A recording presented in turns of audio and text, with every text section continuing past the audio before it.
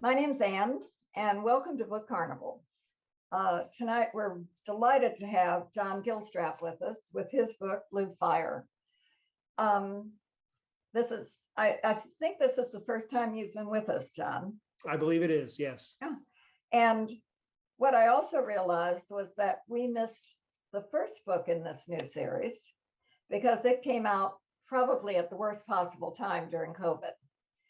And I was hoping, and that the title of that is Crimson Phoenix. Crimson Phoenix. I've read this one, The Blue Fire, and loved the writing and realized that we had missed one. So I'm going to ask you, if you don't mind, to recap the first book a little bit, and then we'll talk about this one, because Sure. I plan to carry both of them in the store and send you both books to be signed. Thank you. Because I love this one. And so I want to know what happened before. All right. Okay, so it's all yours. All right. Well, the Victoria Emerson series, Blue Fire, is the second book in the series.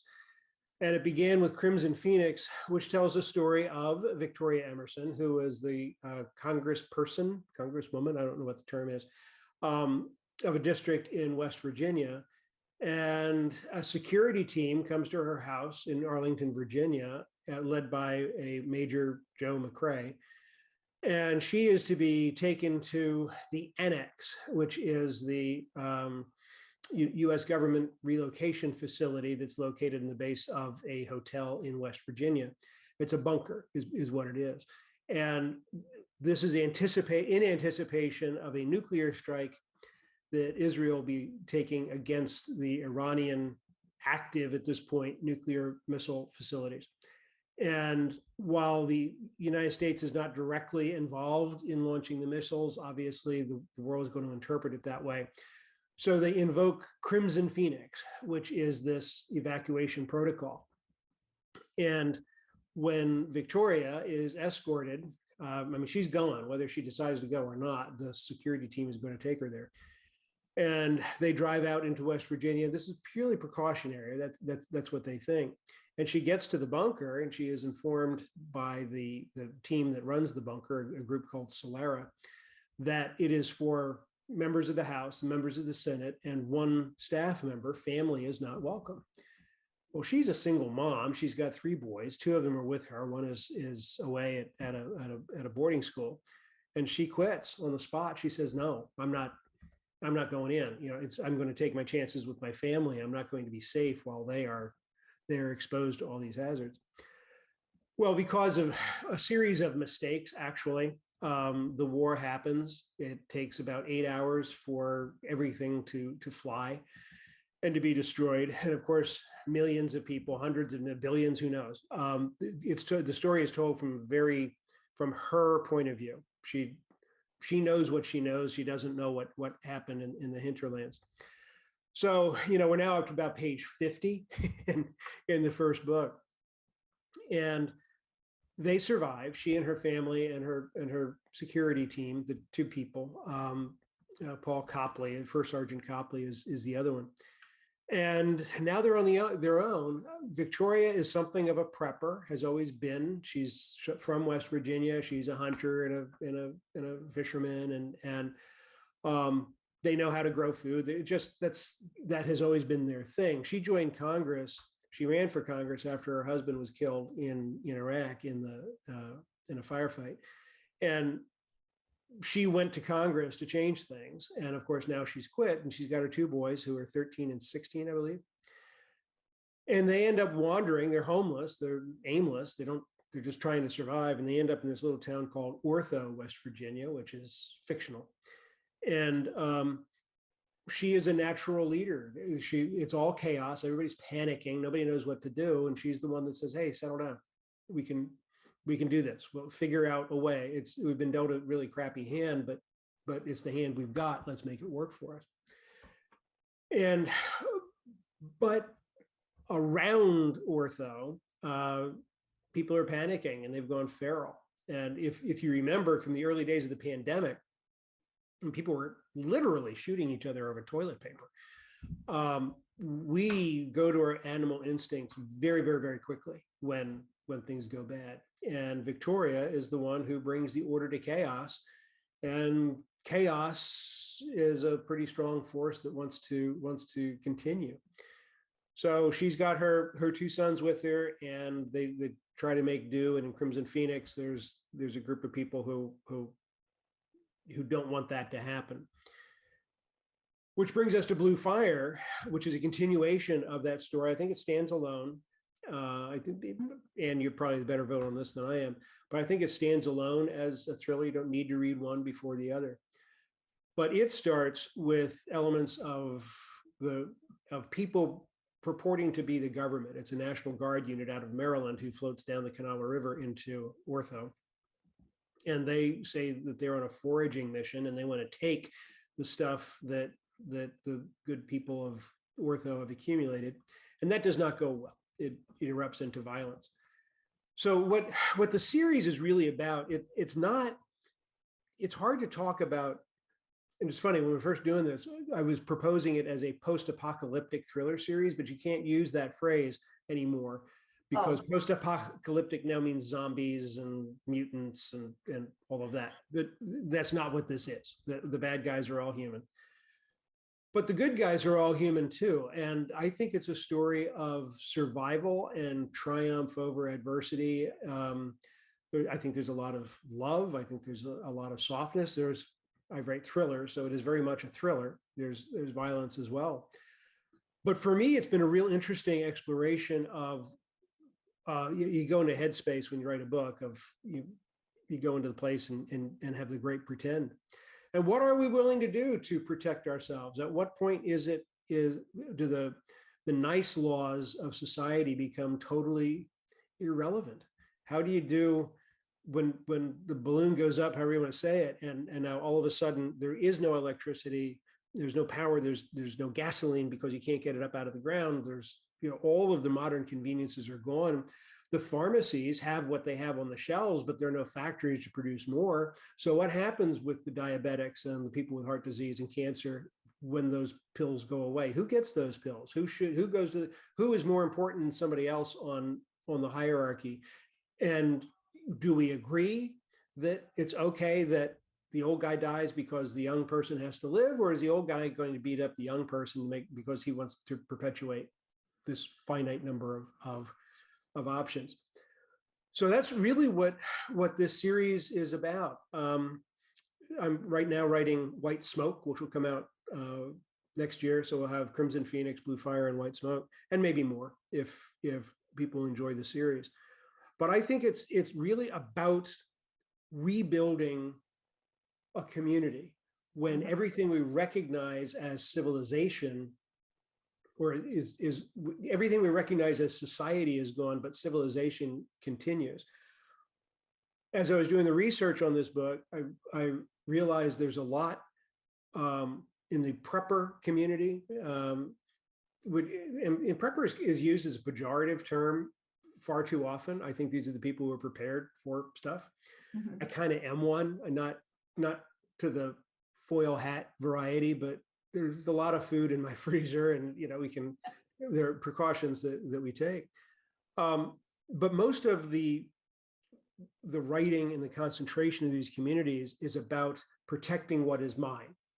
I have my medical supplies, I have my food, I have my water, and sooner or later, because you're not the only survivor, you got to rebuild society. And how do you do that? If you've got kids who have survived an apocalypse and they're, 12 or 13 years old, when I was 13, I grew 5 inches in a year. Where do the new clothes come from? It's the sewing machines don't work unless you get an old treadle machine. So that's really what this book is about. It's about rebuilding society and rebuilding relationships and finding justice within the chaos. I hope that made sense. This is the drop day. I haven't had a chance to polish my presentation yet. No, it makes perfect sense. I was intrigued with the main character, the woman, Victoria. Victoria. I'm not good at names, so you're going to help me. That's okay. I was also I also enjoyed the books very much because it didn't go the traditional route of the apocalyptic type. It they have stresses among themselves. They argue among themselves, but they've set up this so-called society that and have figured out a way to forage for things that they need, and everybody's sharing. And yes, they have these intruders that come, and of course that sets another thing off. But the characters are so well drawn and so realistic. I could feel while I was reading it that what would I be doing in this situation? Would I just be panicking and staying in a room, hiding away somewhere, as some of them have done if they found shelter? Or would I want to step forward? Being a person who does not hunt, fish, or ever sleep outdoors anywhere, it all seemed such a challenge. But it was fascinating to see how she gathered the people together, how she's making it work. But it's all pretty much all on her shoulders.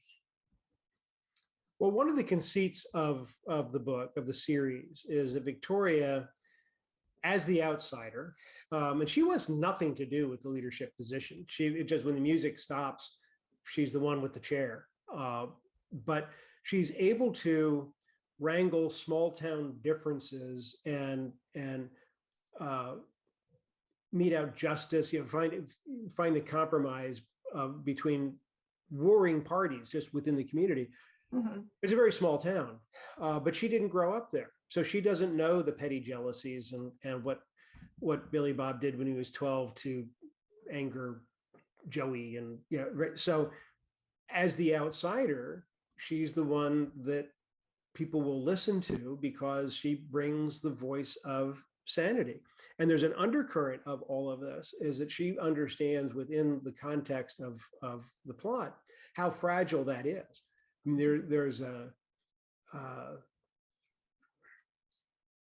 leadership, real leadership. I don't know. I'm going to guess we've all had this situation. I was in the fire and rescue service for many years. There are the folks that have, in our case, it was always bugles as opposed to stars, but you have guys with the bugles on the collar who are actually in charge, who may or may not be good leaders. And then you have the guys in the blue shirts and the lower ranking firefighters that were natural leaders. And those are the people you follow. They're just some people who have that X factor of leadership that makes people want to follow. And that's Victoria. Yes. She has a voice of authority and confidence, even if she's not truly feeling it, but she can project that.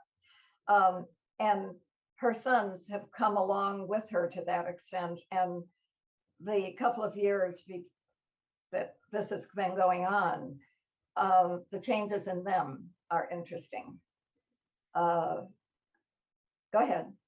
No, her boys, Luke is now 14, I believe, and Caleb is then 16, and she's got an 18-year-old Adam who is off site. And yeah, I mean, childhood is not a thing anymore, as we consider childhood to be a protected species, protected class. Obviously, toddlers are different, they don't. But there comes a point, and I haven't written about this yet. This is in my head, but it's certainly true of Luke and Caleb. They do very adult things because they have to, and it's what's expected of them. Schooling,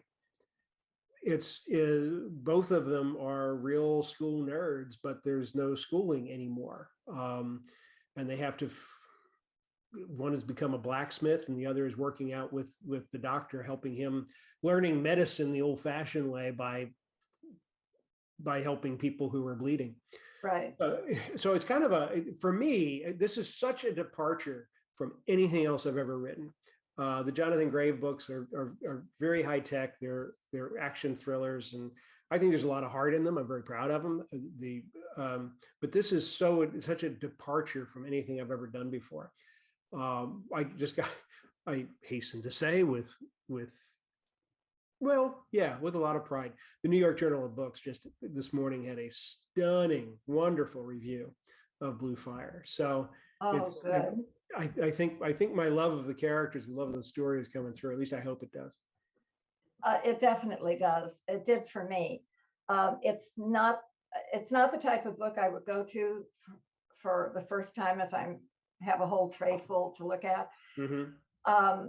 But it captured me within the first chapter because I wanted to know how well she was going to do and what was going to happen. And the boys learning to do things that they should never have to learn at their ages.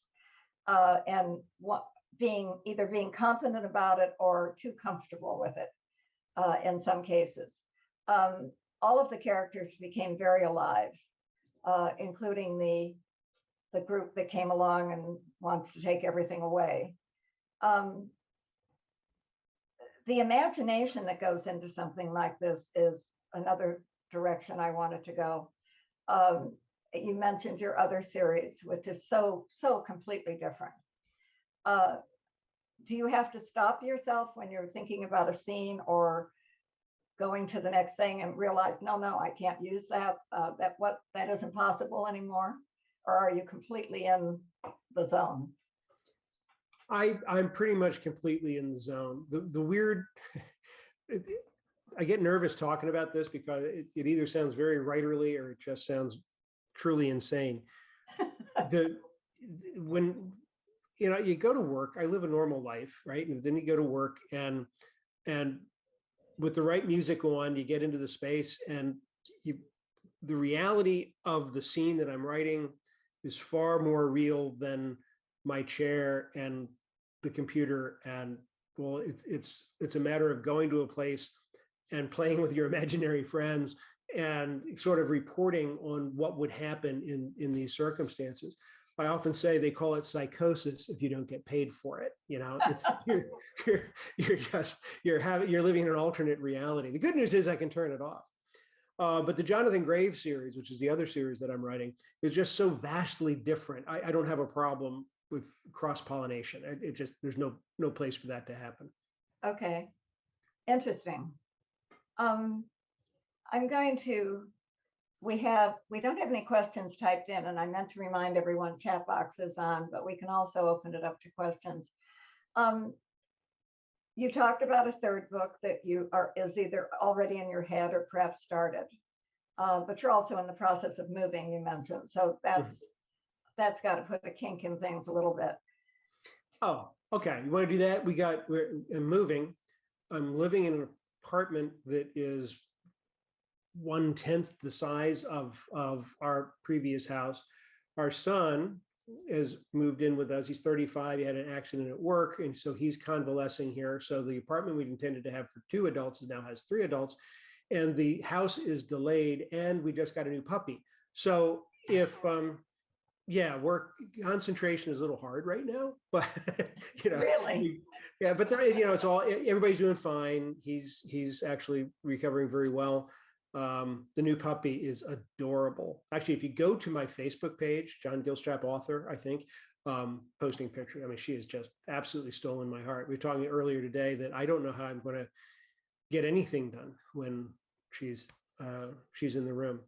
But I forget what the question is. But there are a lot of distractions going on right now. But I have a June 15th deadline for the next Victoria book, and I have never been a deadline. So.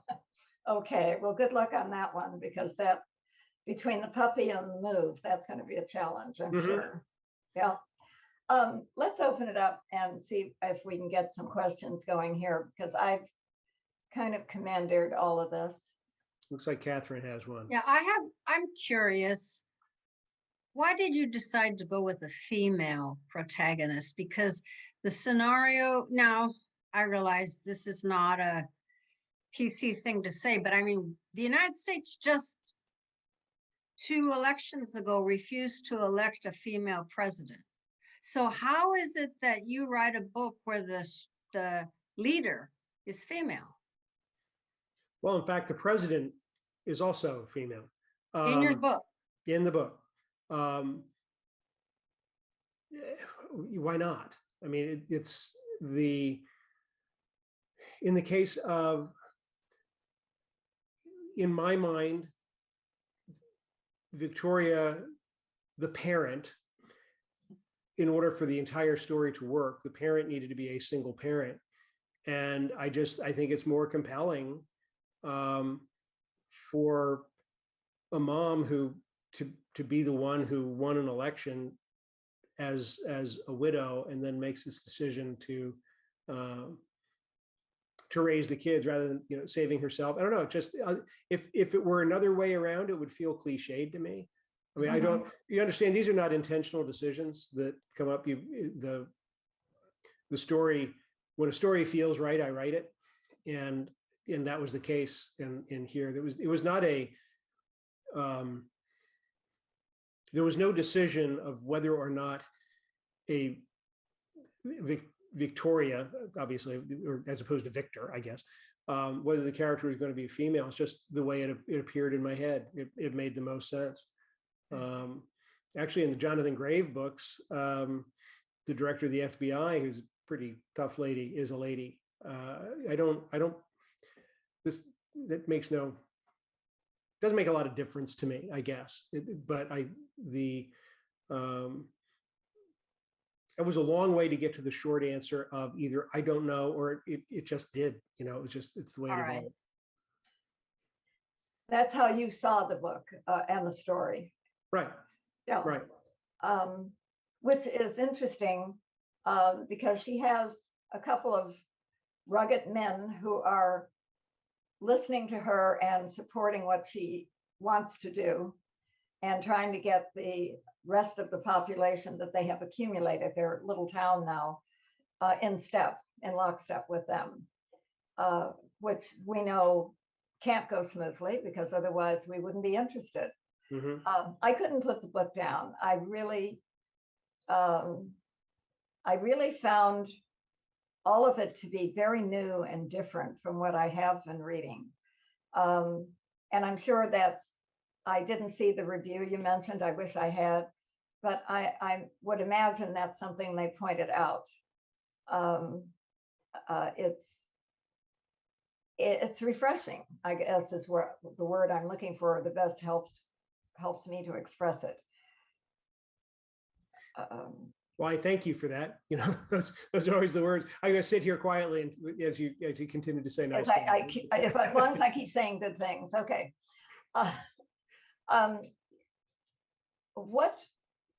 We don't want to talk about the third book and get too far ahead of ourselves because I'm about 4,000 words into it, so it's very new.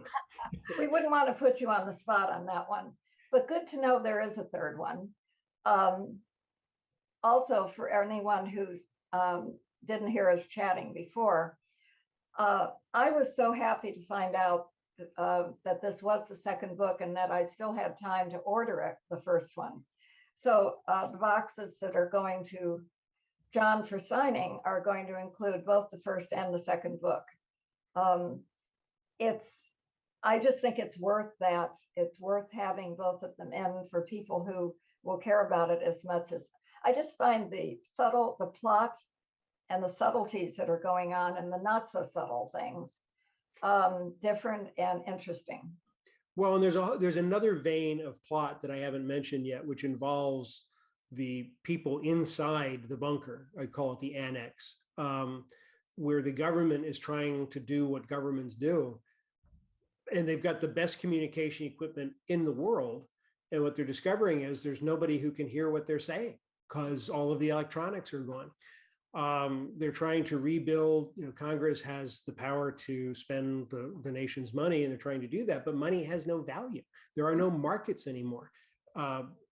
Pieces of paper with presidents' faces on it are more valuable as fuel than they are as a means of trade, because what am I going to do with it? I've got my valuable thing. It's a loaf of bread or it's a gun or it's whatever I've got. Why do I want to take pieces of paper for that? I'd have no use for that anymore. So there's the frustration. A good part of the book is focused on the frustration of government entities as we know them, trying to grab the reins of a government that really doesn't exist anymore because everybody's dead. Military facilities have all, and this is actually true to the war plan, as I understand it. I used to be in that business a lot. the nuclear missiles, when the exchange happens, military bases go away. And which is why in the insanity of all of this, which is, and we all know this, that the launch silos in Nebraska and Montana and all those places where they are, they have to launch. If they don't launch, they know that they're going to be destroyed in place and not have a chance to launch. That's why wars like this last only 8 hours. And so the book gets into that as well. There's the official government, and then there's the people who are trying to survive, and there ain't nobody there to help them because they can't be. It's in a small town like Ortho, West Virginia. They never had a police department. They were dependent on the sheriff's deputy or state police, who was a half hour away. Well, half hour now is a lot longer than a half hour. So they're on their own. And these are the choices that people are making. For me, it's been a fascinating voyage, kind of imagining this. It makes me I put more stuff in my freezer now than I used to have after writing this book. But freezers, now what are you going to do with freezers? If the electric grid goes away, what do you do with what's in the freezer? Well, then that's where canned goods come in. How many of you, not specifically, but how many people actually have a manual can opener as opposed to an electric can opener? And the whole reason, good for you, but the whole reason you have canned goods in an emergency situation is because you don't have the power. So it's the little things that I think there's a little OCD in me, but it's been a fascinating process for me to do this research and the great pretend. I have this. All right, if it's this is just a question, because in a nuclear war, isn't there so much radiation that everybody dies pretty much? No. Well, how close are you? If you're in downtown LA, the heat's going to get you. It doesn't really matter. Yeah. But what happens is in a nuclear burst, people are living and thriving in Hiroshima and Nagasaki, where today. Yes. Where the bombs go off, you have a lot of heat and you have an instantaneous burst of gamma radiation. Yeah. And then there's a lot of alpha and beta that comes up from the fallout. So the people who are closest or very close to the explosions, yeah, they're going to die, but not everybody. It's not that. So no, I mean it's good to live farther away from a nuclear blast than closer in. Okay. But that's possibly your reasoning for moving to a rural area. No. Well, that doesn't really play into it. It really has more to do with being able to see a star field at night and hearing nothing but leaves blowing. Now, I have a question, which of course would entirely ruin the plot. But if I've always heard about this bunker, and so that they can all live and come out and start putting the country back together again. But truly, has no one planned for the grid not to be there anymore, or for there not to be things that will help them to communicate or do something? Well, the annex, the bunker in the book was a real place. Yes. And until, there was one in the Greenbrier Hotel in White Sulphur Springs, West Virginia. And the Greenbrier is a gorgeous hotel.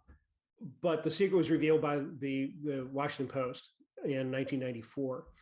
And overnight, there was no longer a secret bunker.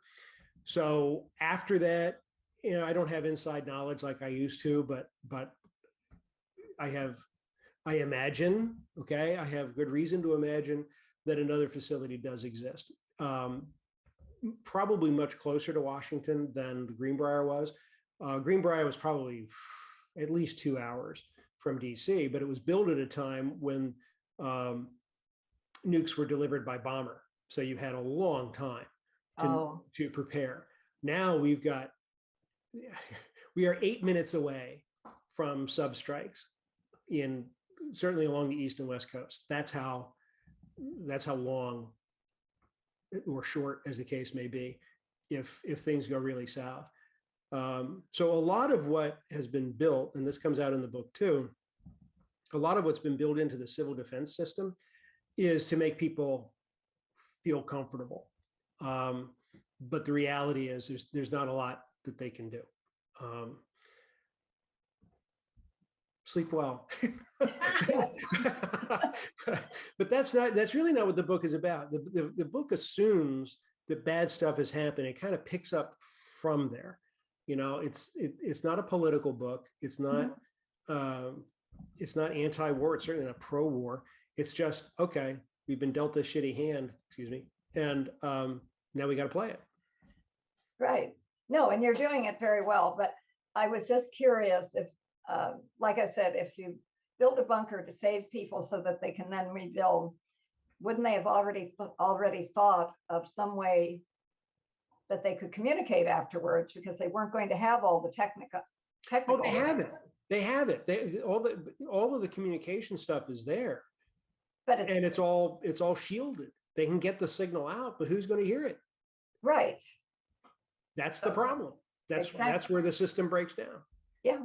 And I think it probably is the same way today.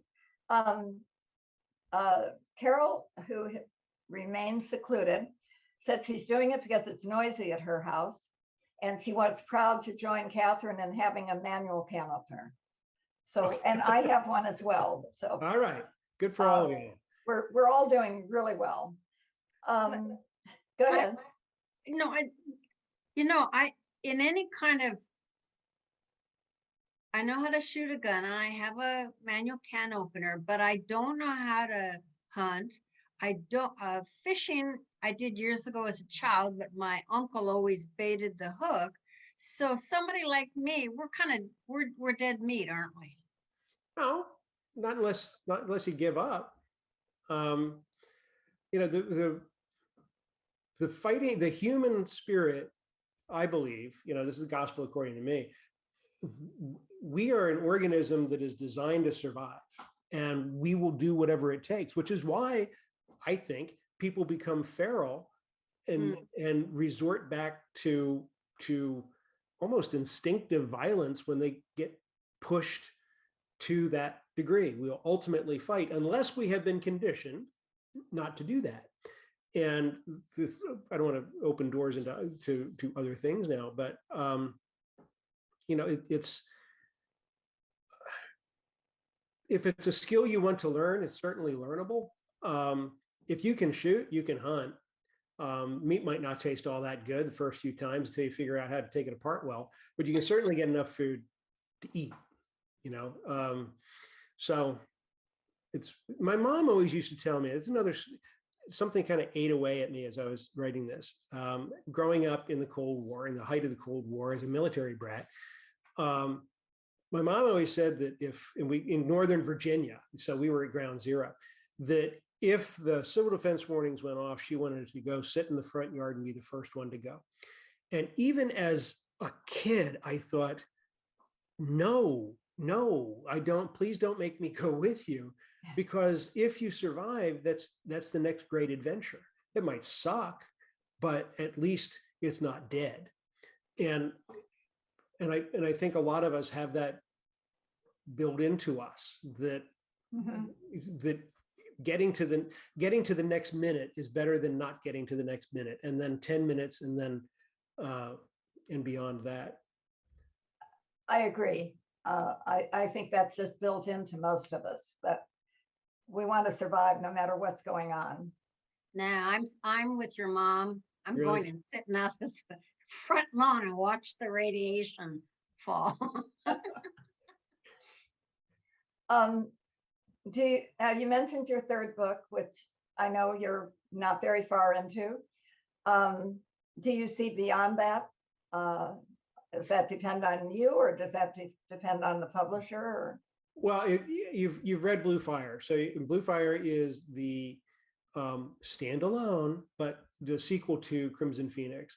Right. And as you know from Blue Fire, there's one big element, while it has been decided, hasn't been truly decided. And that's what White Smoke will take care of. So in my mind, the story arc, the current story arc has always been a 3-book, a trilogy. Okay. But the world itself, I mean, if it's, and quite honestly, this is a risk on everybody's part, a business risk, not a creative risk, a business risk. It is so different than any of my other books. And there is some question whether or not the Jonathan Grave fans are going to follow me to this new series. And if the new series is going to attract enough new readers to compensate for whoever doesn't follow. So after the 3rd book, we need to take a hard look at the business decision on this. But if there is a market and if there's a desire and if it's popular, I can hang limitless stories in this world. Right. But the current arc that involves the Annex and Victoria and Adam and Emma and the baby and all that, that's going to resolve in White Smoke. But you're continuing your other series, aren't you? Yes. Oh. In fact, the next Grave book, Lethal Game, comes out in July, late July. Oh, we have another chance to talk to you this year. Yes, indeed. Oh. And what number is that in that series? You've been writing that for 14. Number 14. Yeah. Okay. And can we, if someone has not read the series, is it easy to join in at some point? With the Grave books? Yes. The Grave books, people call it a series. It's really not. They're all standalone books that have the same characters. They're recurring. I mean, they're little Easter eggs for people who read every book, but the plots themselves all are encompassed in a single book. Okay, that's good to know. It's always hard to jump into a series that has been going for a while if you have to catch up too much. I've enjoyed talking to you. I know that we had a small audience tonight, but we'll make up with it by posting this recording to our YouTube account, which I'm still getting used to saying. But it's proving to be quite successful. And I look forward to it because it exposes the authors to even more people. So it's been really a pleasure visiting with you tonight and hearing about the things. And we're going to probably try to visit you with your next book in the other series. Oh, good. I look forward to that. Yeah, we'll talk about that some other time. All right. You can make that work. Good luck. I want to. Oh, go ahead, Catherine. No, I was just going to say before you leave, good luck with your move. And I hope that you and your family really enjoy the more rural home. I have to confess that I was born and raised in Los Angeles, and now I live in a suburb of Los Angeles. City slicker through and through. I'm going to read your book because I got to figure out if I can live in a world where there's no electricity, no running water, no this, no that. It doesn't sound very appealing to me. So I'll see how your characters survive and thrive. But the desire to keep living would make you figure out how to take care of those things.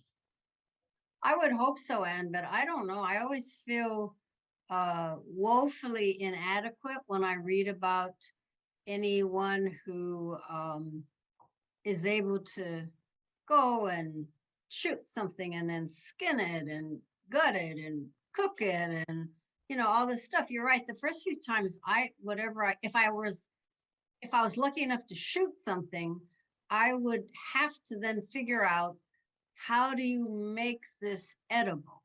I guess you take off the skin or the fur or feathers, I guess. You can't go to Ralph's and buy a packet of meat. It's already done.